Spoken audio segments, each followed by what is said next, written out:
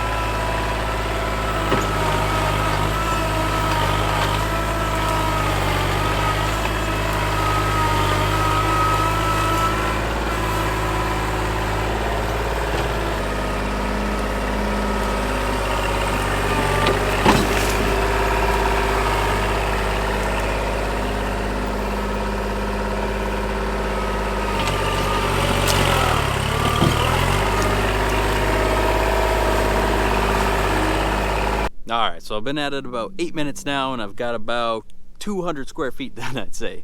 So I think the limitations should be obvious at this point. What you're going to struggle with when you think of land clearing, you think of big excavators and backhoes that can do a couple acres in a day depending on the site. Here, the biggest thing you're going to struggle with are large rocks and large trees.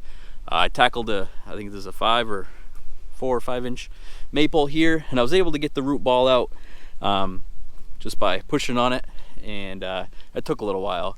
So hardwoods generally are going to have a deeper root system. That conifer, when it got out of the way, that white pine, without much trouble at all.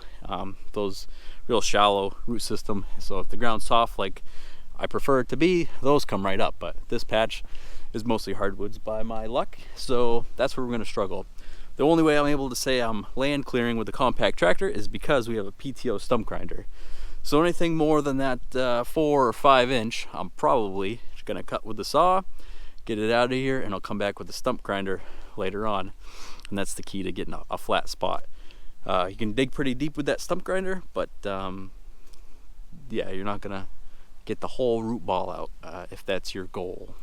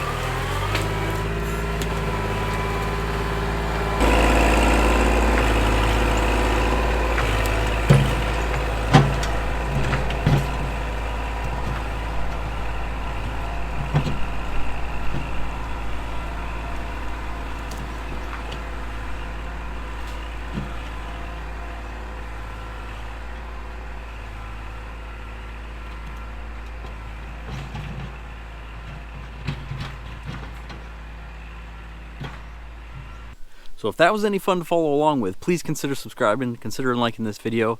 Ran out of daylight quick here, so I'll flip you around and show you what we ended up with. There's gonna be a part 2, so stay tuned. So as you could probably tell, that wasn't easy on the old tractor at all. Definitely, probably shouldn't let your friends and family borrow your tractor, but definitely don't let them borrow it if they say they're gonna clear some land. What we ended up with is I guess a good starting point. Now from here on out, we get to pick our battles. This is a real nice flat spot, so I might just make a triangle. I've got a stone wall up there. One of the main logging roads is right here, so I did poke out from one logging road to another. But yeah, like I said, picking our battles. We're going to choose which larger trees we want to cut down, make good firewood. where we think we can grind the stumps flat enough to make a nice little pad area. But yeah, that's what we ended up with. Actually didn't end up using the box blade too much at all. There might be some footage over there. I'll set it down and I push some trees over this way. But generally we ended up with about, I think it's going to be, 80 or 90 yards of new trail.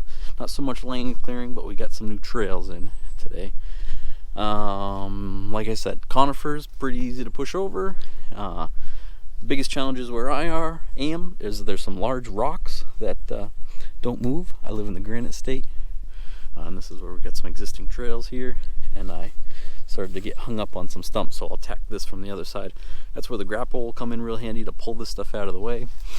And once I get things relatively cleaned up, that's where the grapple is going to really come in handy. I'm going to be able to pile this stuff up and burn it, and that'll work out real slick. But yeah, one thing I did notice is things became substantially easier when I was going downhill. It's a small hill, but the top of the hill's right about in here, and when I was first coming up, the tractor was struggling quite a bit more than when we crested it and started heading downhill. So something to keep in mind if you can head in the downhill direction with one of these light, relatively low horsepower tractors. Gravity is your friend. So I'll definitely be sure to take you guys around and show you what you end up with. But while I had a couple hours, I wanted to come out here. Really, I had the tractor running for 45 minutes, I think, and this is what we ended up with. So stay tuned for the final results. I really just wanted to get out here. It was 17 degrees when I woke up this morning, so we're going to get to a point pretty soon where the ground's frozen, and it's going to stay however we leave it until March or April. So making hay while the sun shines. Thanks again for watching. We'll see you guys at the next one. Take care.